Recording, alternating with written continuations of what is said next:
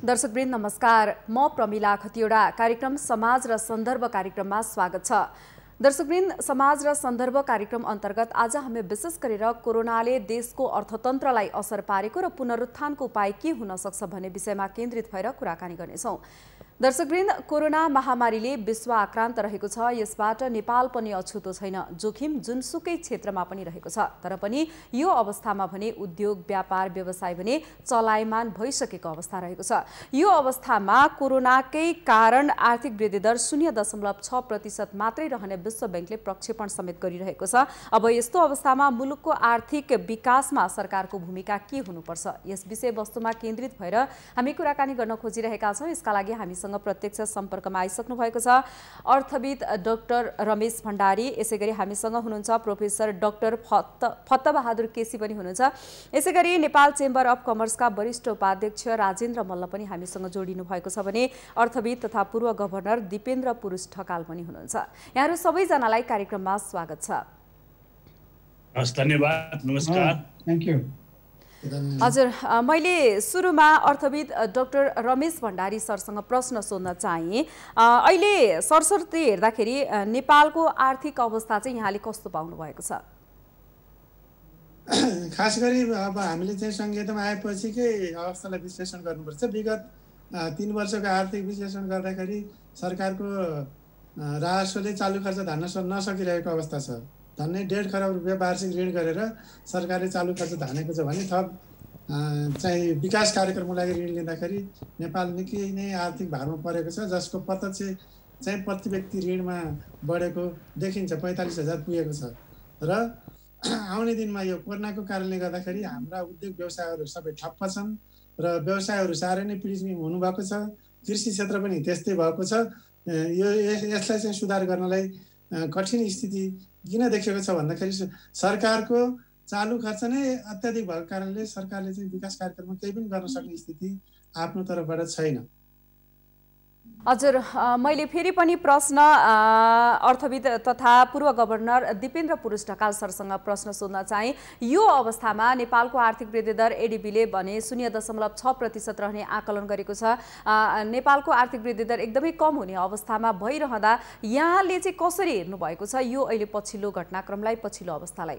हस्, धन्यवाद प्रमिलाजी। अब एकदम अहिले डाक्टर साहबले भन्नुभयो जस्तो सही कुरा हो र तपाईँले पनि तथ्याङ्क भन्दै हाल्नुभयो।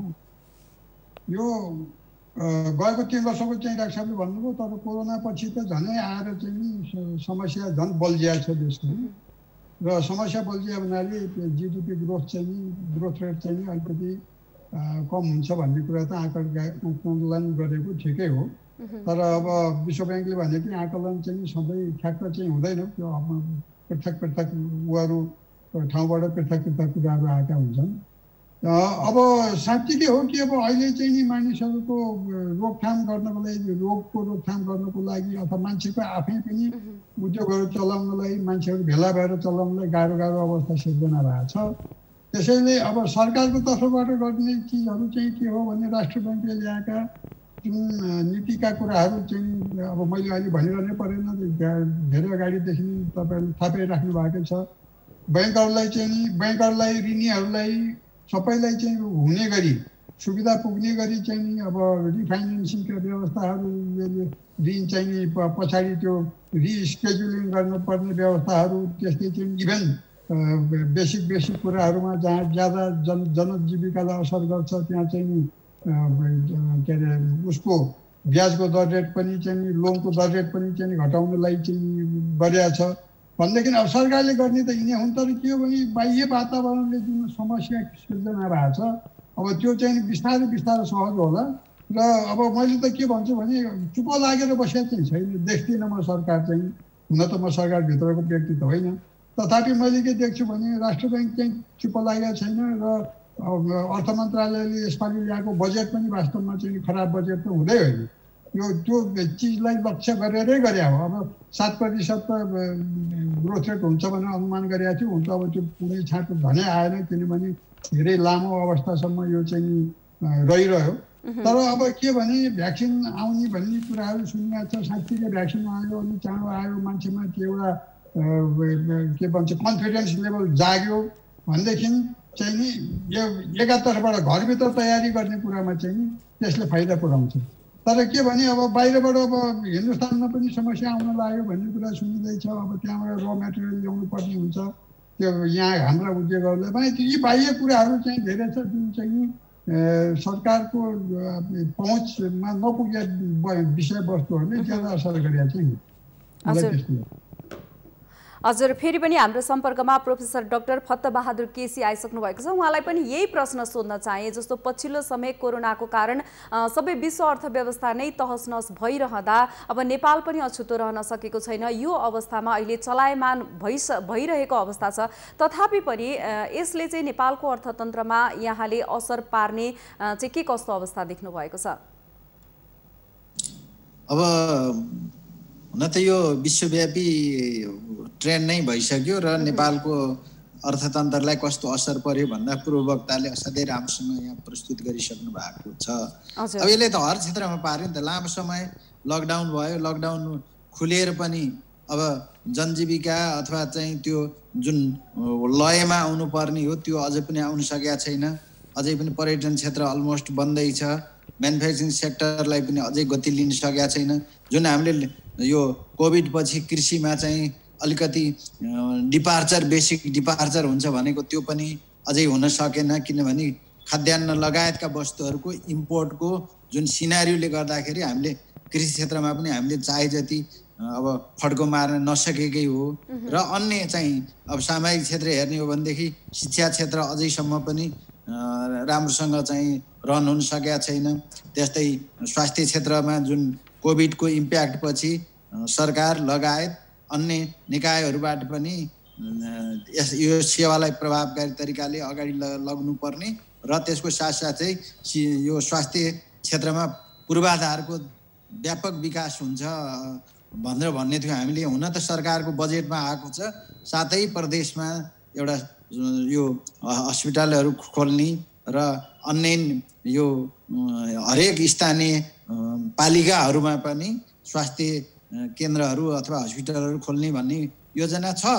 तर त्यसलाई कार्यान्वयनमा ल्याउने जहाँसम्म कुरा छ, एउटा आर्थिक वर्षको 6 महिना बित्न लागिसक्यो, तैपनि त्यसलाई प्रभावकारी रूपमा कार्यान्वयनमा आउन नसकेको अवस्था अहिले पनि देखिन्छ। तसर्थ अब हामीले यो जतिसुकै राम्रा योजनाहरू भए पनि, कार्यक्रमहरू हामीले राखिएको भए पनि कार्यान्वयन नआउँदासम्म त्यसले परिणाम अन्ततः दिन सक्दैन। जब परिणाम प्राप्त हुँदैन भनेदेखि अनि त्यसबाट लाभान्वित देश तथा समग्र जनतै लाभान्वित हुने अवस्था अझै पनि देखिँदैन। त्यसैले अब बाँकी रहेको यो 6 महिना, यो चालु आर्थिक वर्षको 6 महिनामा कम्तीमा पनि बजेटले निर्देशित गरेका त्यहाँ उल्लेख भएका कुराहरू अलिकति पनि कार्यान्वयनमा आउन सक्यो भनेदेखि त्यसले चाहिँ आर्थिक गतिविधिहरू अलिकति चलायमान होला। त्यसले चाहिँ अब लगानीको वातावरण अलिकति बढाउन सक्छ र त्यसको साथसाथै रोजगारी आम्दानीहरू केही सिर्जना गर्न सकियो भनेदेखि अब इम्प्याक्ट त पर्यो नै, त्यसलाई मिनिमाइज गर्न चाहिँ सकिन्छ कि भन्ने मेरो आफ्नो धारणा हो। हजुर, म फेरि पनि यहाँसँग आउनेछु डाक्टर साहब। अहिलेको लागि म नेपाल चेम्बर अफ कमर्सका वरिष्ठ उपाध्यक्ष राजेन्द्र मल्ल सरसँग प्रश्न सोध्न चाहे। जस्तो सबै सरले पनि भनिसक्नुभयो सर, हाम्रो मुलुकको अवस्था पनि अहिले व्यापार व्यवसाय उद्योग धन्दा कल कारखानाहरू चलायमान भइसकेको अवस्था पनि रहेको छ। यो अवस्थामा चाहिँ यहाँहरू अहिलेको अवस्था चाहिँ कस्तो रहेको छ, यहाँहरू कसरी अगाडि बढिराख्नु भएको छ र यो निजी क्षेत्रले चाहिँ यो समयमा के चाहनु भएको छ? अब विशेष गरी अहिले जुन उद्योग व्यवसाय सञ्चालन भन्ने जुन कुरा तपाईँले भन्नुभयो, त्यो चाहिँ अहिले पनि पूर्ण रूपमा चलायमानमा अवस्था छैन होइन। केवल यसै 30-40% मात्र यो उद्योग व्यवसाय सञ्चालनमा आएको अवस्था छ। तर आम जनताको खल्तीमा चाहिँ पैसा नभएको कारणले व्यवसाय फस्टाउने कुरा पनि भएन, किनभनेदेखि अहिलेको मेन समस्या भनेकै यो कोभिडबाट कसरी बच्ने र चाहिँ आफूलाई यो खान लाउने र औषधि जन्ने कुरामा कसरी सर्भाइभ गर्ने भन्ने कुरामा चाहिँ आम चाहिँ हाम्रो तल स्तरका सम्पूर्ण नेपाली दाजुभाइहरूमा यो मर्कापमा छ होइन। तर के छ भन्दाखेरि सरकारले जुन किसिमको गर्नुपर्ने कार्य मलाई जहाँसम्म लाग्छ सुरुको पेन्डेमिक सुरुवात हुँदाखेरि चाहिँ एकदमै हामीले चाहिँ जुन किसिमको बन्दाबन्दी गऱ्यौँ, सहायता गऱ्यौँ होइन, त्यो त्यति आवश्यक जस्तो थिएन कि जुन कुरा चाहिँ हामी चेम्बरले बराबर चाहिँ पटक पटक चाहिँ अर्थमन्त्रीज्यू उद्योग वाणिज्य मन्त्रीज्यूहरूलाई सुझाव गरे कि यो व्यवसाय सञ्चालन गरौँ खोलौँ र चाहिँ एउटा सुरक्षित भएर चाहिँ कोरोनासँग लड्दै जानुपर्छ भन्ने कुरा हामीले सुझाव गरेका थियौँ र चाहिँ करिब करिब 4-5 महिनाको यो बन्दाबन्दी लकडाउन र चाहिँ निषेधाज्ञा गरेर चाहिँ पछि सञ्चालनमा यो भनौँ न अहिले तिहार पछि सञ्चालनमा आएको हो होइन। तैपनि यो हाम्रो आर्थिक स्थिति गति लिनको लागि पक्कै पनि हामीले अहिले चाहिँ गर्नुपर्ने कार्य जुन भनौँ न समाजमा एउटा आम मानिसलाई अहिले चाहिँ यसो सरस्वती हेर्दाखेरि कोरोनै छैन जस्तो छ होइन। त्यो किसिमको सुरक्षित भएर काम गरौँ भन्ने कुरा सजगता जगाउने कुरा चाहिँ सरकारले र चाहिँ सरकारको पनि यदि पहुँच छैन भनेदेखि हामी जस्तो सङ्घ संस्था रोटेरियन होइन भोलिन्टियरिङ गर्ने रेड क्रस थुप्रै छ र चाहिँ इभेन स्थानीय पालिका सारालाई सञ्चालन गर्नुपर्छ कि पहिला हामी सुरक्षित हुनु पर्यो स्वास्थ्यको लागि यो कोरोनाको पेन्डेमिकमा होइन। र त्यसको साथसाथै आर्थिक चलायमानको लागि जुन किसिमको गर्नुपर्ने गतिविधि चाहिँ सरकारले गर्न खोजे तापनि जुन व्यवहारमा चाहिँ प्र्याक्टिकल्ली चाहिँ हुन सकेको अवस्था छैन। भनेपछि जस्तो सरकारले उद्योगी व्यवसायीहरूलाई राहत स्वरूप आर्थिक प्याकेज ल्याएको बताइरहँदा यहाँहरूले त्यसको सुविधा चाहिँ उपभोग गर्न पाउनु भएको छैन जसले गर्दा चाहिँ पूर्ण रूपमा चाहिँ उद्योगहरू सञ्चालन नभएको हो। हजुर जुन किसिमको एउटा राहत प्याकेज चाहिँ 50 अर्बको मौद्रिक नीतिबाट चाहिँ एडजस्ट गरेको छ गएको श्रावण 2 गते होइन। त्यो अझै पनि तपाईको सबैको हातमा पुगेको अवस्था छैन। म चाहिँ के भन्छु भन्दाखेरि जुन किसिमको यो सहुलियत नपाउँदा होइन विशेष गरी यो एसएमई महिला कृषि उद्यमीहरूलाई चाहिँ धेरै मर्का परेको छ कि ठुल्ठुला उद्यमीहरू उहाँहरूले के सर्भाइभ गर्न सक्छ होइन। उहाँहरूको विभिन्न किसिमको व्यवसाय छ र चाहिँ यताउतिबाट तानतुन गरेर पनि केही धान्ला तर मर्का सबैलाई छैन भनेको होइन। तर तल्लो लेभलको उद्यमी व्यवसाय चाहिँ उहाँहरूले चाहिँ धेरै समयसम्म पुर्न सक्ने धैर्यता हुँदैन। त्यो नभएको कारणले कतिपय हाम्रो विदेशबाट आएका युवाहरू हामी कृषिमा लगाउने भनौँ न साना घरेलु व्यवसायमा लगाउने विभिन्न कुरा आए तापनि जुन उहाँहरूले चाहिँ त्यो सहुलियत नपाएपछि धेरै विदेशीको अवस्था तपाईँहरूकै मिडियाबाट अब हामीले पढ्यौँ सुन्यौँ र चाहिँ यथार्थमा भएको पनि छ होइन। यो अवस्था छ भनेदेखि हामीले अहिले चाहिँ मलाई के लाग्छ भनेदेखि जुन अहिले जिडिपी ग्रोथमा जुन विश्व ब्याङ्कले 0.6% भनिरहेको छ होइन। केन्द्रीय तथ्याङ्क विभागले चाहिँ 2% भनिरहेको छ ल एभरेज उहाँहरूको दुवैतिरले पनि करिब 1.3% को हाराहारीमा छ भन्दाखेरि यो पनि हामीले यो जुन कोभिडको भ्याक्सिन समयमै ल्याएर यहाँ गर्न सकेन ढिला भयो भने अझ यो माइनसमा जान्छ भन्छु म होइन। यो भ्याक्सिन ल्याउने तयारी हुन त सरकारले गरिरहेको कुरा छ होइन। तर के छ भन्दाखेरि यो पनि हामी एकदम चाहिँ द्रुत गतिमा देशभरि कसरी लाने र चाहिँ फ्रन्टलाइनलाई विद्यालय अथवा चाहिँ कसलाई दिने भन्ने कुरा स्पष्ट खाका चाहिँ सरकारको चाहिँ मेनिफेस्टो चाहिँ अहिले नै तयार गरेर आम जनतालाई थाहा हुने गरी सम्प्रेषण गरिनुपर्छ भन्ने लाग्छ मलाई। राजेन्द्रजी फेरि पनि यहाँसँग आउनेछु अहिलेको लागि फेरि पनि अहिले आउनेछु यहाँसँग अहिलेको लागि मैले फेरि पनि अर्थविद डाक्टर रमेश भण्डारी सरसँग प्रश्न सोध्न चाहे। जस्तो अहिले राजस्वले चालु खर्च धान्न नसकेको अवस्था छ झन् कोरोनाले गर्दाखेरि विश्वव्यापी रूपमा फैलिएको कोरोनाले गर्दाखेरि नेपालका उद्योग व्यवसायहरू अघि राजेन्द्र सरले पनि भनिसक्नुभयो ठप्प नै छन् पूर्ण रूपमा सञ्चालन नभएको अवस्था पनि छ भनिराख्दाखेरि यो अवस्थामा अब नेपालको अर्थतन्त्र गम्भीर आर्थिक सङ्कटतर्फ जाने त होइन भन्ने एउटा डर पनि छ के कसरी हेर्न सकिन्छ यसलाई? जहाँसम्म जस्तो यस्तो आर्थिक जस्तो 2008 को फाइनेन्सियल क्राइसिस आउँदाखेरि हामीले हाम्रो क्राइसिस म्यानेजमेन्ट कसरी गर्ने भन्ने कुरा चाहिँ विश्लेषण गर्दा विश्वको परिवेशलाई पनि हामीले अध्ययन गर्नुपर्छ। त्यो हेर्दा के देखिन्छ त भन्दाखेरि जस्तो युरोपियन युनियनमा चाहिँ स्क्यान्डिनेभियन कन्ट्री खास गरी जर्मनी डेनमार्क नर्वे स्विडेन नेदरल्यान्ड्सले चाहिँ के गरे त भन्दा उनीहरूले चाहिँ त्यहाँको system hire and fire system भएको भएर त्यहाँ गभर्मेन्ट इम्प्लोइलाई समेत हायर एन्ड फायर गरे ले अफ राखे जसले गर्दाखेरि त्यो 2008 को क्राइसिसले त्यहाँका ती देशहरूलाई खासै असर गरेन जबकि ग्रिसलाई पोर्चुगललाई इभन तपाईँको चाहिँ युकेलाई धेरै असर गर्यो।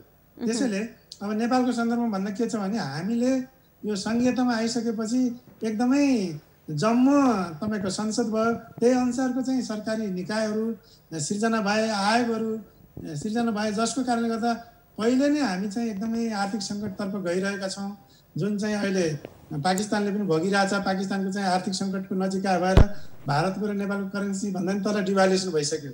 त्यसैले नेपालमा चाहिँ समयमै नेपाल सरकारले आफ्नो आर्थिक खर्च गर्ने जुन प्रशासन यन्त्र गर्ने खर्चले कटौती गरेर गएन र विकास निर्माण र व्यवसायतिर लगानी बढाएन भने चाहिँ निश्चय पनि हामी ढिलो चाँडो पाकिस्तानको जस्तै आर्थिक सङ्कटतिर जाने सम्भावना मैले चाहिँ देखेको छु। हजुर डाक्टर साहब, म फेरि पनि आउनेछु यहाँसँग। अहिलेको लागि मैले पनि प्रोफेसर डाक्टर फत्तबहादुर केसी सरसँग प्रश्न सोध्न चाहेँ। जस्तो सङ्घीय सरकारले अत्याधिक ऋण लिएकोले गर्दाखेरि चाहिँ गत आर्थिक वर्षसम्म नेपालको प्रति व्यक्ति ऋण 45,000 भन्दा धेरै पुगिसकेको छ। यो अवस्थामा उद्योग, व्यापार, व्यवसाय लगायत विकास निर्माणका कार्यहरू पनि ठप्प छन्। यसले हाम्रो देशको अर्थतन्त्र चाहिँ अब कतातिर जाला, यहाँले चाहिँ कसरी लिनुभएको छ? यो कुनै पनि देशको विकास गर्नको लागि दुईटै यो देशभित्रका संसाधनहरूको पनि प्रयोग गर्नुपर्छ, परिचालन गर्नुपर्छ र त्यसको परिपूरक रूपमा विदेशी सहायता र विदेशी लगानीलाई पनि हामीले सँगसँगै परिचालन गर्नुपर्ने, स्वागत गर्नुपर्ने हुन्छ। हुन त अब ऋणको मात्रा त बढ्दै गएको छ, ऋणको भोल्युम बढ्दै गए पनि त्यो ऋण जति पनि विदेशी दात्री संस्थाहरू, देश मित्र राष्ट्रहरूबाट आउँछ त्यसलाई सदुपयोग गरेर नेपालको एउटा आर्थिक गतिविधिमा चाहिँ लगाउन सकियो भनेदेखि केही फरक पर्दैन। होइन भनेदेखि हामीले उत्पादन र उत्पादकत्व बढाउन सकिएन र ऋणको बोझ क्रमशः बढ्दै गयो भनेदेखि त्यसले एउटा गम्भीर डेब्ट ट्र्यापमा, ऋणको पासोमा देश पर्न सक्छ। कतिपय देशहरू, खास गरी विकासोन्मुख देशहरू यो ऋणको पासोमा परेका पनि हामी देख्छौँ। तर नेपाल अब त्यस्तै अवस्थामा त छ भन्न सकिँदैन। तैपनि अब हामीले के भन्दा सचेत हुने बेला भएको छ र विदेशी ऋण र सहायताहरूलाई प्रभावकारी तरिकाले र सेक्टर वाइज त्यसलाई प्रायोरिटाइज गरेर र त्यसको क्षमता, उपभोगको क्षमता कति छ त्यतिसम्म मात्रै र हाम्रो प्राथमिकता कहाँ छ त्यो क्षेत्रमा चाहिँ हामीले सहायता अथवा ऋणहरू लिने, खास गरी ऋण लिँदाखेरि त्यो विचार गर्नुपर्ने हुन्छ। र त्यसको साथसाथै हामीले के पनि विचार गर्नुपर्छ भन्दाखेरि त्यसलाई एउटा परिपूरकको रूपमा चाहिँ डोमेस्टिक रिसोर्स मोबिलाइजेसनको सहयोगी रूपमा चाहिँ हामीले विदेशी ऋण सहायताहरू स्वीकार गर्नुपर्छ, अन्यथा त्यसले समस्याहरू आउन सक्छ। तैपनि अझै नेपालमा त्यस्तो डढाइहाल्नुपर्ने स्थिति छ जस्तो मलाई लाग्छ। हजुर डाक्टर साहब, अहिले यो वैदेशिक ऋणको विषयमा पनि धेरै किसिमको बहस पनि सुरु भइरहेको छ। जस्तो वैदेशिक ऋणले चाहिँ हाम्रो आन्तरिक लगानी विस्थापित हुने हो कि आन्तरिक बजार विस्थापित हुने हो कि भन्ने किसिमको यो पनि आइरहेको छ। यसलाई चाहिँ कसरी हेर्न सकिन्छ? होइन, अब त्यो त डढाएर मात्रै त हुँदैन होइन। अब आन्तरिक बजारहरू त सम्भावना हुनसक्छ। उनीहरू के हो भन्दाखेरि जहाँ सम्भावना छ, जहाँबाट यो नाफा प्राप्त हुनसक्छ ती क्षेत्रहरू हेर्छन्। अहिले धेरैजसो इमर्जिङ इकोनोमिजहरूमा चाहिँ धेरैको आँखा गढेको हुन्छ। विकासोन्मुख देशमा पनि हुन्, तिनीहरूको उपस्थितिलाई क्रमशः बढाउँदै गएको अवस्था देखिन्छ। त्यसैले हामीले के भन्दाखेरि विदेशी लगानी अनि विदेशी यो सहायता, ऋण लगायत ती सबै हेर्दाखेरि देशमा चाहिँ आर्थिक गतिविधिहरू, उत्पादन, उत्पादकत्व, रोजगारी, आम्दानी बढ्ने खालको र खास गरी पूर्वाधार क्षेत्रहरूको विकासमा बढ्ता जोड दिन सक्यो भनेदेखि त्यो चाहिँ अलि सस्टेन गर्छ र खास गरी औद्योगिकरण गर्न सकियो, आधुनिकीकरण गर्न सकियो। अब अर्बनाइजेसनको पनि त्यस्तै छ। अब राम्रोसँग चाहिँ अर्बनाइजेसनको गतिहरू चाहिँ बढाउन सकियो र त्यहाँ चाहिँ आउने गर्ने आर्थिक गतिविधिहरू अलिकति यो आत्मनिर्भर हुने खालका गतिविधिहरू बढाउने र विदेशी लगानीहरूलाई पनि हामीले के गर्ने भन्दाखेरि स्वदेशी उद्यमीको उद्यमशीलता विकास गर्ने, त्यसको म्यानेजरियल र टेक्निकल क्यापेसिटी इन्हान्स गर्ने भयो भनेदेखि अब हामी त्यसलाई चाहिँ वैदेशिक जुन सहायता अथवा लगानीबाट पनि त्यति साह्रै डराउनु पर्दैन। तर एउटा कुरा फ्याक्ट फेरि के हो भन्दा विदेशी लगानीकर्ताहरू पनि जहाँ बजार छ, जहाँ सम्भावना छ त्यहाँ आउँछन्, त्यहाँ देख्छन्, त्यो भने स्वाभाविक हो, त्यसलाई नकार्न सकिँदैन। हजुर डाक्टर साहब, म फेरि पनि आउनेछु। अहिलेको लागि मैले पूर्व गभर्नर दिपेन्द्र पुरुष ढकाल सरसँग प्रश्न सोध्न चाहे। यहाँ निकै लामो समय राष्ट्र ब्याङ्कबाट अनुभव लिएर अवकाश प्राप्त हुनुहुन्छ। जस्तो अहिले कर बढाउँदा पनि धेरै वर्षसम्म राजस्वले चालु खर्च धान्न सकेन भने देशको अर्थतन्त्रमा चाहिँ कस्तो असर पर्छ? यो सँगै चालु खर्च बढेको अवस्थामा राष्ट्र ब्याङ्कको वित्तीय नीति चाहिँ कस्तो हुनुपर्छ? यो अघि रमेश साहबले नै सुरु गरिसक्नु भएको थियो। त्यही अब लोकल गभर्मेन्टहरूमा हामी प्रवेश गरेका छौँ, सुरुवातको बेला छ। यो संरचना यत्रो हेभी छ। अहिले भनौँ न, एउटा संसदले चलेको ठाउँमा कति 7वटा संसद भयो होइन। त्यस्तै मन्त्रीहरू 7वटा प्रदेशमा थपिए, अनि योजना आयोग थपियो, लोकसेवा आयोग थपियो, सबै थपियो। जसरी यो चालु खर्च चाहिँ नि अहिले सुरुवातको बेला भएको हुनाले 1-2 अघिल्ला वर्षहरू चाहिँ नि यो भार हामीलाई महसुस डेफिनेटली हुन्छ कि चाहिँ नि चालु खर्च वास्तवमा बढेको छ। र फेरि यो प्रदेश सरकारहरू पनि फेरि सङ्घीय सरकारबाट दिएको चाहिँ ग्रान्टमा ज्यादा भर परिदिया हुनाले त्यसले गर्दाखेरि पनि चाहिँ नि यो समस्या आएको हो। जुन चिज चाहिँ नि अब हामीलाई सङ्घीयताको साथसाथमा आएको चाहिँ यो खर्चको बोझ हो, यो नमानेर सुखै छैन भनेदेखि अब तर अर्कोतिर यसलाई चाहिँ पोजिटिभली कसरी जानुपर्छ भन्दाखेरि अब यो प्रदेश सरकारहरू, स्थानीय सरकारहरूको जुन आफ्नो आय स्रोतको व्यवस्थाहरू सुरुवात हुँदै गएको छ नि, त्यो सुरुवात हुँदै गएको हुनाले रिजनल लेभलमा इकोनोमी चाहिँ नि बढ्दै जानुपर्छ र जान्छ पनि होला। किनभने अहिले धेरै ठाउँमा चाहिँ नि एक्टिभिटिजहरू चाहिँ लोकल गभर्मेन्टले जिम्मेवारीपूर्वक गरेको हामीले महसुस पनि गर्छौँ। सानो कुरा थिएँ, ठुल्ठुलो कुरासम्मलाई नै तपाईँ हेर्नुहोस् न। अहिले कोभिडको हामी कुरा गर्दै थियौँ, त्यो त्यत्रो विधि चाहिँ सुदूरपश्चिमतिर चाहिँ हिन्दुस्तानबाट मान्छे आएपछि कोभिडलाई म्यानेज गर्न कति गाह्रो भएको थियो भने सङ्घीय सरकारले मात्र चाहिँ गर्नु पऱ्यो सायद हुँदैन थियो होला, लोकल गभर्मेन्ट भएको बेनिफिट भयो। अब तर त्यसको साथसाथमा कस्ट पनि थियो भने मैले यो भन्नुको तात्पर्य के हो भने चालु खर्च चाहिँ नि वास्तवमा बढ्ने चाहिँ नि स्वाभाविक हो र अहिलेको परिस्थितिमा स्वाभाविक हो। अर्कोतिर फेरि के अब कोभिड आयो, त्यो पनि चालु खर्च बढ्ने नै हो। औषधि उपचार, मान्छेको स्वास्थ्य मूल्य हरेक चिजमा चाहिँ सुविधा देऊ, त्यसैबाट बढ्ने भयो भनेपछि स्वास्थ्यको हिसाबले पनि त्यही नै बढ्ने भयो। त्यसै कारणले गर्दाखेरि अहिले यो माहौल चाहिँ जुन ऋणको भार बढ्यो भन्दाखेरि त सही कुरा हो र चालु खर्चमा बोझ असाध्यै धेरै भएको हुनाले र हाम्रो एकातिर चालु खर्च बढ्यो, अर्कोतिर त एक्सपोर्ट त सबै चाहिँ खतमै छ नि त। एक्सपोर्ट पनि छैन, चालु खर्च अनि उद्योग धन्दा अघि भनिसक्नुभयो राजेनजीले, ती चाहिँ 40%मा चलिरहेको छ। सही कुरा हो, ती चाहिँ 40%भन्दा बढी चल्न सक्ने अवस्थै छैन। तपाईँ हामीले हेर्नुहोस् न, अब हिजो अस्ति हेरेको होइन र त्यो अङ्ग्रेजी नयाँ वर्षको बेलामा कि चाहिँ ठमेलमा भएको पसलहरू चाहिँ नि खोल्नुभन्दा बरु बन्द गर्ने नै फाइदा रहेछ भनेर भन्ने पनि त पढ्यौँ हामीले।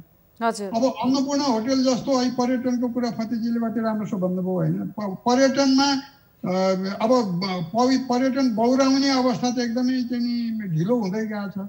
अब अन्नपूर्ण होटेल जस्तो 5 स्टार होटेल 1 वर्षलाई बन्द गर्छु भन्यो, सोल्टी होटेल बन्द भयो, मतलब कति उसले त थोरै समयलाई बन्द गर्छु भन्यो। अब त्यो मात्र होइन, तपाईँको ठमेलतिर भएका चाहिँ नि भनौँ लजहरू जो बहालमा बसेका छन् र त्यसैमा आर्जन गरेर नाफा गरेका थिए, अब त पर्यटकै आउँदैन। अब ती चाहिँ तिनले बहाल कसरी तिर्ने होला, तिनका ब्याङ्कमा भएका लोन कसरी तिर्ने होला भन्नुहोस् त, कति ठुलो समस्या छ भन्दाखेरि पर्यटन क्षेत्रलाई मात्र होमिएर हेऱ्यो भने पनि भयङ्कर ठुलो छ। जबकि पर्यटन एउटा त्यस्तो क्षेत्र हो जहाँबाट चाहिँ अहिले ऊ चाहिँ नि सजिलोसँग बाहिरी आम्दानी चाहिँ आउन सक्ने थियो। र अघि भने जस्तो यी जब छैन भनेदेखि अघि फतेजीले पनि भन्नुभयो नै जोडौँ, अब आन्तरिक स्रोतबाट पनि पैसा धेरै उठ्दैन। अब ऋण पनि चाहिँ पाएको ऋण लिएन भने मुलुक कसरी चल्ला त त्यसो भए? अनि यहाँ त स्रोतै पुग्दैन। स्रोत चाहिँ पुर्याउने कहाँबाट? अब अहिले भ्याक्सिन किन्नु पर्यो भने अरबौँ रुपियाँको भ्याक्सिन किन्नुको लागि चाहिँ स्रोत जुट्नु पर्यो। अब चुनाव हुने भयो के गरी भने चुनावको लागि स्रोत जुट्नु पर्ने भयो। हेर्नुहोस् त, यो जम्मै चाहिँ चालु खर्चबाट जाने पैसा हो भनेदेखि त्यस कारणले आउने दिनमा पनि चालु खर्चको बोझ असाध्यै धेरै हुन्छ। तर त्यो भनेर डराइहाल्नुहुन्न भने फेरि के भने ऋणै नलिने हो भने त फेरि अर्को चाहिँ विकासको क्रमै सुरु गर्न सकिन्न नि त। अब व्यक्तिहरू चाहिँ नि बाहिरबाट आएकालाई यहाँ जागिर दिएर यहीँ रोकौँला भनेर सरकारले सुरुमा योजना ल्यायो, तर त्यो पनि त्यति साह्रो हुन सकेन। मान्छे फर्केर जानुपर्ने अवस्था फेरि सिर्जना भएको कुरा स्पष्ट देखियो। अघि राजेनजीले सुरुमा भन्नुभयो सुरुको बेलामा बन्द नगरेर भनेर हामीले चाहिँ भनेको सरकारले चाहिँ नि बन्द गराइदियो, चल्नै सकेन भन्नुभयो। अब त्यसको त दुईटा थट हुन्छ। अब सुरुको बेलामा सायद होइन त्यसै बन्द नगरिदिए कोरोनाले चाहिँ तपाईँको अगाडि मैले बोल्नै पाउँदैन थिएँ कि मेरो चाहिँ नाम मात्र बाँकी रहन्थ्यो कि के थाहा। जुन माहौलमा बढेको थियो नि होइन, त्यस कारणले उद्योग धन्दालाई असर गरे हो। अहिले सिनेमा हल खोलिदिया त सरकारले कोही सिनेमा हल चलेको छैन। फेरि पनि हजुर म फेरि पनि यहाँसँग आउनेछु। अहिलेको लागि मैले फेरि पनि राजेन्द्र सरसँग नै प्रश्न सोध्न चाहेँ। जस्तो अर्थतन्त्रको मेरुदण्डको रूपमा रहेको उद्योग व्यवसाय कल कारखानाहरू यहाँले भनेको जस्तै सञ्चालनमा आइ नसक्दाखेरि उद्योग व्यवसाय मारमा परेको छ नै। यहाँहरूले धेरै श्रमिकहरूले रोजगारी गुमाएको अवस्था पनि छ, ब्याङ्कको ब्याजको कुराहरू पनि आउँछन्, कर्जाको कुराहरू पनि आउँछन्। यहाँले भनिसक्नु भएको छ सरकारले सहुलियत जुन भनेअनुसार कागजमै मात्रै सीमित भएको कुराहरू आइराख्दाखेरि अब चाहिँ उद्योग व्यवसायहरूलाई उकास्नको लागि चाहिँ कस्तो खालको दीर्घकालीन रूपमा प्याकेज ल्याउनुपर्छ सरकारले? अब यो अहिले चाहिँ अब हुन त घाँटी हेरेर हार निल्नुपर्छ भन्ने एउटा उखान पनि छ होइन। हाम्रो मुलुकको जुन चाहिँ पुँजीले पुग्दैन भने सुरुमा हामीले सरकारलाई स्पष्ट रूपमा सुझाव गरेका थियौँ कि नेपाललाई जो रुग्न उद्योग व्यवसाय र चाहिँ ठुलालाई पनि केही मर्का र सञ्चालन गर्नको लागि रकम चाहिन्छ भनेदेखि वर्ल्ड ब्याङ्कको आइएसयूले केही सहायता लोन दिने भन्ने कुरा थियो। हामीले माग पनि गरेका थियौँ, जति छ सरकारले सक्दो गरौँ, नसकेको चाहिँ आइएफसीबाट चाहिँ लोन ल्याएर भए पनि यो प्रवाह गरौँ। र चाहिँ काम चाहिँ कस्तो छ भने अघि चाहिँ हाम्रो दिपेन्द्र पुरुष ढकालज्यूले पूर्व गभर्नरले जुन भन्नुभयो, हामीले सुरुमा सुझाव गरेर के भनेको थियो भनेदेखि यो खोल्ने भनेको चाहिँ एउटा green John, yellow John, red John भनेर जोन क्लियर गरेर त्योदेखि नै चाहिँ एउटा गरौँ भन्ने कुरा सुझाव गरेको कुरा साँच्चीकै गरेको भए त त्यो मर्ने होइन कि केही न केही काम हुन्थ्यो र चाहिँ देशलाई त्यति साह्रो घाटा पर्दैन भन्ने हाम्रो सोच हो। पछि त हामी त खुल्लै रूपमा चाहिँ सरकारलाई ज्ञापनै दिन गयौँ। अब हामीसँग कोरोनासँग लड्ने हो, सुरक्षित विधि चाहिँ अपनाउने हो, यो चाहिँ सञ्चालन गर्नै पर्छ भनेर जबरजस्ती गर्दाखेरि यो अवस्था आएको हो। तर के छ भने स्वास्थ्यको मापदण्ड चाहिँ पक्कै पनि हामी पुरा गर्नुपर्छ र चाहिँ यो जुन किसिमको अहिले हाम्रो देशमा आएको समस्या छ होइन, यसलाई चाहिँ हामी कहाँ मात्र होइन विश्वभरि नै छ। तर हाम्रो अलि अर्थतन्त्र सानो साइजको भएको मुलुकले चाहिँ हामी चाहिँ त्यति छेक्न सक्दैन, जुन अमेरिका जस्तो मुलुकले त छेक्न सकेन भनेदेखि अब मेरो भनाइ चाहिँ के छ भनेदेखि यो अहिले आर्थिक अवस्था चाहिँ हाम्रो चाहिँ चलायमानमै लग्ने जुन किसिमको यो अहिले स्वास्थ्यको मापदण्ड अहिले यसो हेर्दाखेरि खुकुलो जस्तो देखिन्छ, यसरी गरिनु भएन। कडाइका साथ छ नि मापदण्ड पनि पालना गर्न लाउने, उद्योग व्यवसाय पनि सञ्चालन गर्ने, सरकारले दिन्छु भन्ने प्याकेजहरू पनि जुन जुन छ छिटो छर्क गरेर दिने, निर्देशिका बनाउने नै 5-6 महिना लाग्ने। अब यो स्टिमुलस प्याकेज आउने भनेको त यो चाहिँ महामारी भनेको त वर्षौँ जाने होइन, 1-1.5 वर्षको हो। त्यो लिनलाई नै चाहिँ 9 महिना लाग्ने हो भनेदेखि 62 दिन लाग्ने भने त्यसको के भयो, उपलब्धि हुँदैन। छिटो गरिनु पर्यो भन्ने हाम्रो धारणा हो। र चाहिँ हामी निजी क्षेत्रले चाहिँ के छ भन्दाखेरि आफै रिस्क लिएर होइन आफ्नै उसमा चाहिँ अहिले चाहिँ आफै लोन लिएर सरकारले दिने देला सब्सिडी, कतिपयले पाएको पनि छ है, नपाएको भन्ने कुरा होइन। र चाहिँ विशेष गरी रुग्न र चाहिँ ससाना एसएमइजहरूले नपाउँदाखेरि चाहिँ यो हाम्रो चाहिँ देशैभरिको ससाना उद्योगहरू चाहिँ ठप्प भएको अवस्था छ। ठुल्ठुला उद्योगको लागि मर्का भेटमा पनि सञ्चालन मैले अघि नै भने 30-40% हिसाबले सञ्चालनमा छ। र यसलाई व्यवस्थित गर्नलाई हामीले अहिले चाहिँ एउटा डिसिप्लिनमा राख्ने जस्तो छ नि, तपाईँको हेलमेटै नलाइकन पहिला मोटरसाइकल चलाएपछि उसलाई समातेर कारबाही गर्छन्। यदि मास्कको अहिले हेर्नुहोस् तपाईँको बजारतिर जानुहोस् मास्कको प्रयोगै छैन। यो गरौँ यो कोरोना सङ्ख्या घटे पनि यो हराएको होइन, यो चाहिँ छ नि तपाईँको पिसिआर चेकिङ घटेर मात्र भएको हो भन्ने मलाई लाग्छ। र चाहिँ पक्कै पनि यो हो पनि। अब खोप पनि आउने छ, यतातिर छिटो ल्याउनुतिर हामी लागौँ र चाहिँ हाम्रो देशको लागि आर्थिक उन्नतिको लागि जुन चाहिने अझ पनि सरकारले हुन त अब सरकारको पनि झैझगडा भएर अर्कै किसिमको मोड लिएको छ। तर सरकार परिवर्तन भए पनि सरकारी नीति परिवर्तन नहोस् भन्ने हामी निजी क्षेत्र उद्यमी चाहन्छौँ।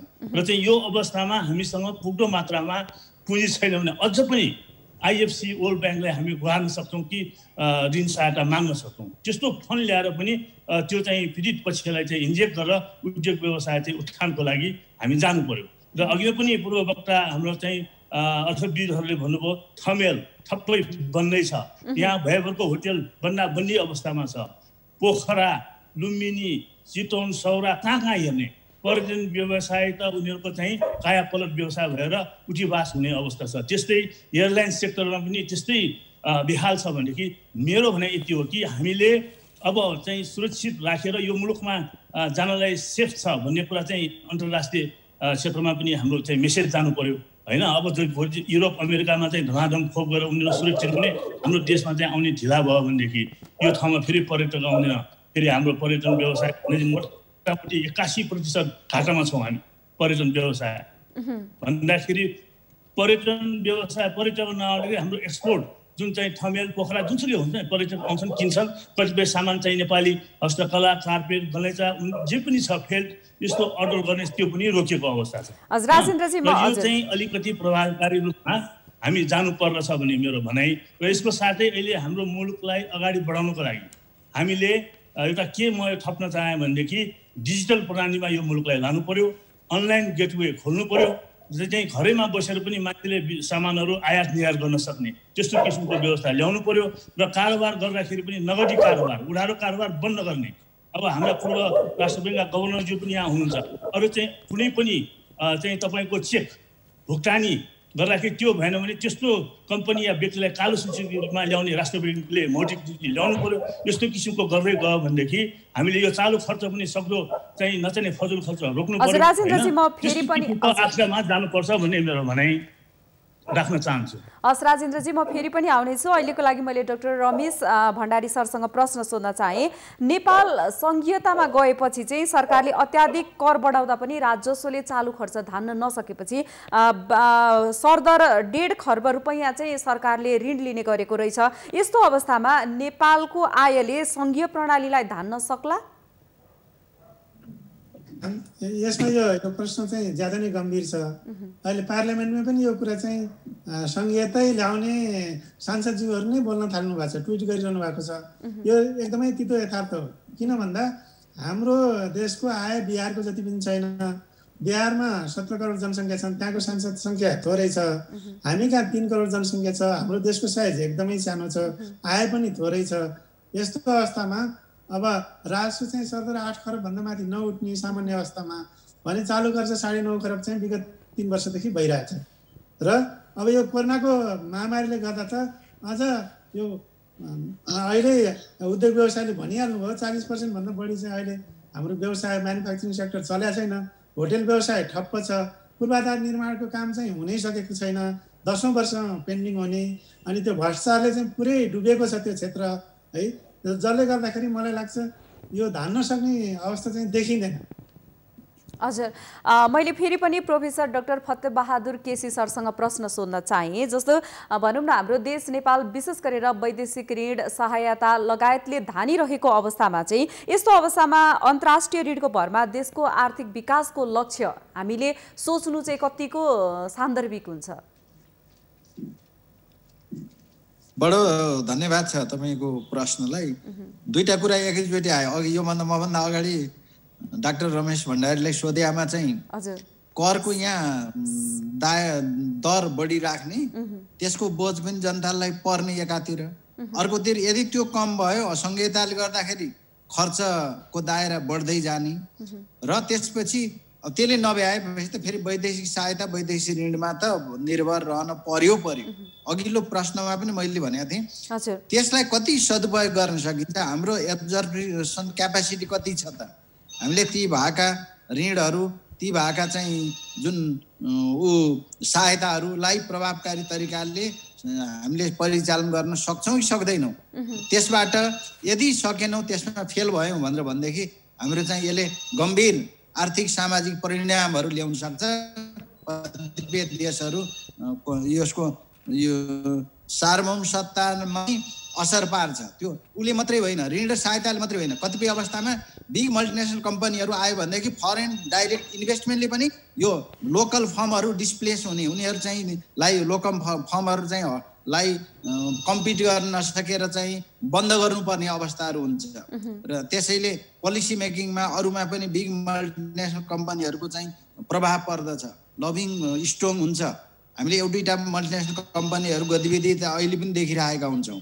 यसको अर्थ कम्पनी फरेन डाइरेक्ट इन्भेस्टमेन्ट नल्याउने होइन, ल्याए पनि के गर्नुपर्छ भन्दाखेरि हामीलाई निर्यात प्रवर्धन गर्ने, आयात प्रतिस्थापन गर्ने, बढी मात्रामा रोजगारी सिर्जना गर्ने, त्यसपछि आएर लोकल उद्यमशीलता विकासलाई चाहिँ कति कन्ट्रिब्युट गर्छ त्यसलाई मद्दत गर्ने खालका चाहिँ लगानीहरू हामीले भित्र्याउने र समग्रमा फेरि देशको आर्थिक उन्नति अथवा आर्थिक विकासलाई सहयोग पुग्ने खालका र पूर्वाधार र बेसिक आधारभूत क्षेत्रमा हामीले विदेशी लगानी र विदेशी सहायता यदि हामीले स्वीकार गर्न सकियो भनेदेखि त्यसले स्वभावैले रोजगारी बढ्ने, उत्पादन र उत्पादकत्व बढ्ने, त्यसले गर्दाखेरि जनताको जीवन स्तर पनि उकासिने र क्रमशः एउटा अल्प विकसित देशबाट विकासोन्मुख हुँदै एउटा इमर्जिङ इकोनोमीमा चाहिँ पनि कन्भर्ट गर्न सकिने गुन्जाइस रहन्छ।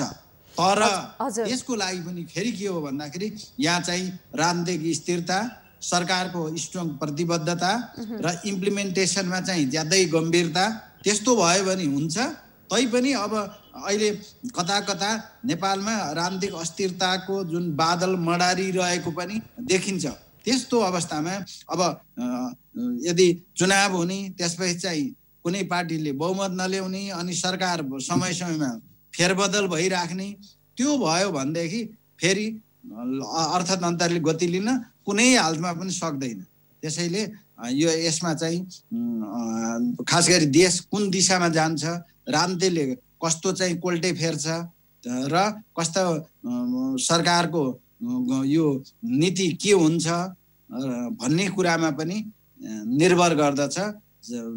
विदेशी सहायता ऋणको परिचालन र प्रत्यक्ष वैदेशिक लगानीको स्वागत र स्वदेशी श्रम साधनहरूको परिचालन, त्यस चाहिँ कुन गतिमा, कुन चाहिँ यो लयमा गर्न सकिन्छ, गर्ने हो भन्ने कुरा महत्त्वपूर्ण हुन्छ। त्यसमा नीतिगत रूपमा सरकार र त्यसको साथसाथै अघि राजेनजी पनि भन्नुभयो, सरकारले वातावरण क्रिएट गर्ने हो र खास गरी हिँड्ने त निजी क्षेत्रको महत्त्वपूर्ण भूमिका हुन्छ। फेरि पनि यहाँसँग आउन चाहे, मैले फेरि पनि राजेन्द्र सरलाई नै प्रश्न सोध्न चाहे। जस्तो हाम्रो निर्यात प्रवर्धन र आयात प्रतिस्थापन गर्नमा चाहिँ के कुराको चाहिँ कमी रहेको छ, छोटोमा भनिदिनु होला। विशेष गरी यो निर्यात प्रवर्धनको लागि चाहिँ हाम्रो देशले डुइङ बिजनेस कस्ट चाहिँ घटाउनै पर्छ। यहाँ चाहिँ डुइङ बिजनेस कस्ट चाहिँ बढेर हामी बङ्गलादेश र चाहिँ हाम्रो सार्क रिजनका अन्य कन्ट्रीसँग चाहिँ कम्पिटिसन गर्न सक्ने अवस्थामा छैन। एउटा चाहिँ डुइङ बिजनेस कस्ट घटाउने, अर्को चाहिँ हरेक कार्य गर्दाखेरि वान डोर सिस्टमको होइन, निर्यात गर्दाखेरि पनि वान डोर सिस्टम होस् कि त्यो जुन चाहिँ ड्युटी ड्रब्याक पहिला 3 थियो, अहिले चाहिँ 5% जुन दिने भन्ने कुरा छ, त्यो लिनलाई एकदम चाकरी गर्नुपर्ने, ढाउनुपर्ने होइन, त्यस्तो नहोस् कि कहिले उद्योग विभाग ढाउनुपर्ने, कहिले राष्ट्रवादी ब्याङ्कमा ढाउनुपर्ने, त्यो नभएर वान डोर सिस्टम। जब निर्यात हुनासाथ त्यो ठ्याक्क क्लिक हुनासाथ त्यसको खातामा आउने किसिमको व्यवस्था गर्नु पर्यो निर्यात प्रवर्धनको लागि। त्यो चाहिँ विशेष गरी अब चाहिँ आयातको हकमा चाहिँ हामीले जुन किसिमको हाम्रो मुलुकले भनौँ न 12-13 गुणा चाहिँ बेसी छ हाम्रो आयात निर्यातभन्दा। अब हामीले चाहिँ के काममा मलाई चाहिँ जानुपर्छ भन्ने जस्तो लाग्छ भनेदेखि कमसेकम हाम्रो मुलुकलाई चाहिने दाल, चामल, तरकारी, फलफुल, माछा, मासु हाम्रो देशमै उत्पादन गर्ने यो कार्यनीति चाहिँ सरकारले चाहिँ ल्याउनै पर्छ र यसमा हामी आम नेपाली व्यवसायी सबै चाहिँ कम्मर कसेर लाग्नुपर्छ भन्ने मलाई लाग्छ। र यसको लागि सरकारी नीति चाहिँ ठोस किसिमको सहुलियत ब्याज दर किसानलाई को हातमा पुग्ने किसिमको प्याकेज होइन, र चाहिँ स्थानीय सरकारले पनि कुन ठाउँमा के सामान मतलब उब्जिन्छ, उत्पादन हुन्छ त्यसलाई चाहिँ प्रवर्धन र चाहिँ मार्केटिङ गरिदिने र चाहिँ यो जुन कृषि र हरेक व्यवसायमा नेपालमा जुन बिचौलिया छ, बिचौलियालाई चाहिँ उसले कर पनि तिर्दैन, केही पनि गरेको हुँदैन, प्राकृतिक व्यक्तिबाट उसले चाहिँ सस्तोमा लिने, बजारमा महँगोमा ल्याउने, त्यस्तो कार्यलाई रोकिने पनि एउटा नियम ल्याउनुपर्छ। यस्तो गर्दै गयो भनेदेखि हामी पक्कै पनि अगाडि बढ्न सक्छौँ र हामी त्यति निराशामुखी बन्नु पर्ने छैन भन्ने मलाई लाग्छ। र चाहिँ हामीसँग प्रशस्त प्राकृतिक साधनहरू छ, जलविद्युत पावर छ, यसलाई व्यवस्थित गरेर चाहिँ विशेष गरी हाइड्रो पावर चाहिँ निर्यात गर्ने, जुन चाहिँ अहिले भारतसँग केही सचिव स्तरमा वार्ता नमिलिरहेको अवस्था छ, त्यसलाई चाहिँ सरलीकरण गर्न हामीले चेम्बरले भारतीय दूतावासका इकोनोमिक काउन्सिलरलाई बोलाएर हामी सहकार्य पनि गरिरहेका छौँ। राजेन्द्रजी, हामी कार्यक्रमको अन्तिम समयमा आइपुगेका छौँ। हजुर, मैले फेरि पनि दिपेन्द्र सरसँग प्रश्न सोध्न चाहे, जस्तो अन्तर्राष्ट्रिय ऋणको भरमा चाहिँ देशको आर्थिक विकासको लक्ष्य सम्भव छ कि छैन, र यो अन्तर्राष्ट्रिय ऋणले चाहिँ नेपालको अर्थतन्त्र चाहिँ कतिको प्रभावित हुन्छ, यसलाई चाहिँ हामीले कसरी जोड्न सक्छौँ? हामीले सुन्नुहोस् न, हाम्रो भएको पुँजीले ठुल्ठुला मेगा प्रोजेक्ट। दिपेन्द्र सर सुन्दै हुनुहुन्छ? जलविद्युतहरूको लागि सुनौ न, ठिक छ नि, राजेन्द्रजी प्लिज गो अहेड। र यसको लागि चाहिँ पक्कै पनि वैदेशिक ऋण सहायता हामीलाई चाहिन्छ, भित्राउनै पर्छ। यो चाहिँ मुलुक अगाडि बढाउन, तर ससाना कृषिमा पनि, साना घरेलुमा पनि यो एफडिआई हालसालै एउटा चाहिँ कृषिमा चाहिँ एफडिआई ल्याउने भन्ने कुरा चाहिँ आइरहेछ। यो अलिकति यसले गर्दाखेरि हामी झन् अल्छी नै भएर जान सक्छ, र चाहिँ साना साना उद्योग कृषि व्यवसायको लागि चाहिँ यसरी एफडिआई ल्याउने हो भने ठुलोको लागि ल्याउनै पर्छ, मुलुक फर्को मान्नुको लागि। राजेन्द्रजी, हजुर, हामी कार्यक्रमको अन्तिम समयमा आइपुगेका छौँ। मैले जाँदा जाँदै फेरि पनि प्रश्न दिपेन्द्र पुरुष ढकाल सरसँग प्रश्न सोध्न चाहे, जस्तो हामीले यो अन्तर्राष्ट्रिय ऋणको भरमा हजुर हाम्रो देशको आर्थिक अवस्था वा आर्थिक विकासको लक्ष्य चाहिँ सम्भव हुन्छ कि हुँदैन यो वैदेशिक ऋण तथा आर्थिक अन्तर्राष्ट्रिय ऋणबाट? हुन्छ भन्छु म, होइन अघि राजेन्द्रजीले त्यसैले बोल्नुहोस् भने चाहिँ नि फ्रम द हर्सेस माउथै सुन्नुहोस् भन्नलाई मैले भने हो प्रश्न। हजुर, सुन्दै हुनुहुन्छ? कुरामा मेरो एकदम सही छ, म उहाँको सही थाप्छु, उहाँले भनेको कुरा ठिक हो। हजुर हजुर, कि चाहिँ नि आन्तरिक बाहिरबाट ऋण ल्याउने अथवा एफडिआई ल्याउने, एफडिआई त लगानी नै भइगयो, ऋण ल्याउने भन्ने कुरा यिनीहरू हुनै पर्छ कि यो आफ्नो घरभित्र जब जो छैन भने बाहिरबाट पनि नल्याउने, घरभित्र पनि छैन भने त विकास हुने ठाउँ कहाँ भयो र? कस्तो ठाउँमा लगाउने भन्ने कुरा अघि राजेन्द्रजीले बहुत राम्रोसँग भन्नुभयो। सानसानो ठाउँमा नलाउने, ठुल्ठुलो ठाउँमा लाउने, जहाँ चाहिँ हाम्रो पुँजी पुग्दैन, हाम्रो चाहिँ स्किल पुग्दैन, होइन त्यो त्यस्तो चिज जसमा चाहिँ रिस्क बियरिङ क्यापासिटी कम भएको एरियामा लगाउने, त्यस्तो पो हुनुपर्छ। जस्तो नेपालमा त भावना नै के आयो, त्यो एमसिसी भन्ने चाहिँ आएको थियो नि, त्यो अमेरिकन, अब त्यो समेत ल्याउनु हुँदैन भनेर पुरै चाहिँ सत्ताधारी पार्टी लाग्ने भएपछि अनि यो मुलुकमा कसरी चाहिँ तपाईँहरूले अनुमान गर्न सक्नुहुन्छ? आइराखे अनुदानको पैसा पनि ल्याउनलाई चाहिँ यत्रो महामारी गरेर सरकारै यो पार्टीमा फुटै देशबाट आयो भन्दै छन् आजकल त। त्यसै कारणले होइन, यसले देश बिग्रने होइन, बाह्य स्रोतहरू ऋण वा अनुदान भनेको ल्याउनु पर्छ, सही ठाउँमा लगाउनु पर्छ, लगानी पनि ल्याउनु पर्छ, सही ठाउँमा लगाउनु पर्छ। त्यसले चाहिँ नेपाललाई उन्नतिमा सहयोगी नै हुन्छ सधैँ, यसले बिगार्दैन, यसले कुनै हालतमा बिगार्दैन।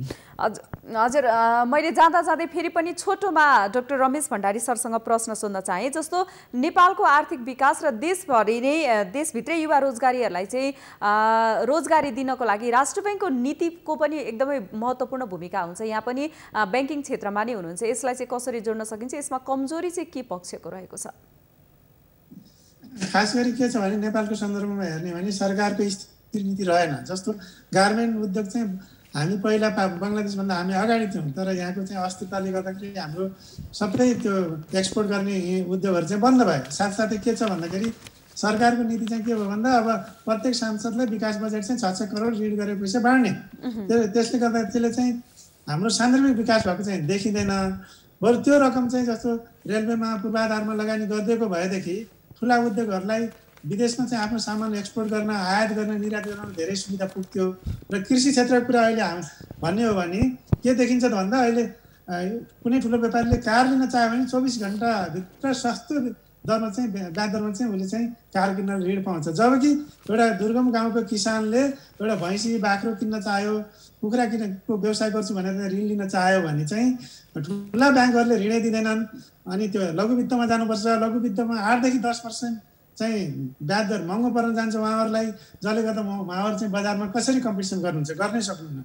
यो चाहिँ समस्या छ। साथसाथै अब हाम्रो प्रदेश सरकारहरू आयो अनि स्थानीय सरकार आयो, तर त्यहाँ किसानहरूले के उत्पादन गर्छन् त्यसको लागि चाहिँ स्टोर गर्ने फेसिलिटी, त्यो जुन वेयर हाउसिङ फेसिलिटीहरू हुनु पर्थ्यो, कोल्ड स्टोर फेसिलिटीमा चाहिँ जानुपर्थ्यो, सरकारले प्लान बनाएर सिटी प्लानिङ बनाएर जानु पर्थ्यो। ती कुराहरू नभएको कारणले गर्दा हाम्रो नेपालको उत्पादन चाहिँ खेर जाने एकातर्फ छ भने अर्कोतर्फ के देखिन्छ त भन्दा हाम्रो सम्म जमिन जति सबै सरकारले नगरपालिका बनाएर सिद्ध्याइदियो। नगरपालिका भनेको चाहिँ व्यावसायिक क्षेत्र भयो, भनेपछि कृषि भूमि खै। रमेश सर, यहाँ दर्शकवृन्द, हामी कार्यक्रमको अन्तिम समयमा आइपुगेका छौँ। हामीसँग डाक्टर रमेश भण्डारी हुनुहुन्थ्यो, यसै गरी प्रोफेसर डाक्टर फत्तबहादुर केसी पनि हुन्थ्यो, यसै गरी नेपाल अफ चेम्बर अफ कमर्सका वरिष्ठ उपाध्यक्ष राजेन्द्र मल्ल र यसै गरी अर्थविद तथा पूर्व गभर्नर दिपेन्द्र पुरुष ढकाल हुनुहुन्थ्यो। यहाँहरू सबैजनालाई कार्यक्रममा उपस्थित भइदिनु भयो, धेरै धेरै धन्यवाद। धन्यवाद पर्मिलाजी, नमस्ते। उ गर्नुभयो, बोल्ने अवसर दिनुभयो, त्यसो गर्दा माउन्टेन टेलिभिजन परिवार यहाँलाई पनि धन्यवाद। दर्शकवृन्द, विशेष गरेर अहिले कोभिड-19ले गर्दा देशको अर्थतन्त्र प्रभावित बनिरहँदा अर्थतन्त्र चलायमान बनाउनको लागि चाहिँ सरकारको भूमिका कस्तो हुनुपर्छ, हामीले यसै विषयवस्तुमा केन्द्रित भएर उहाँहरूसँग कुराकानी गर्यौँ। कार्यक्रमको निर्धारित समय सकिएको छ। हेर्दै रहनुहोला माउन्टेन टेलिभिजन। नमस्कार।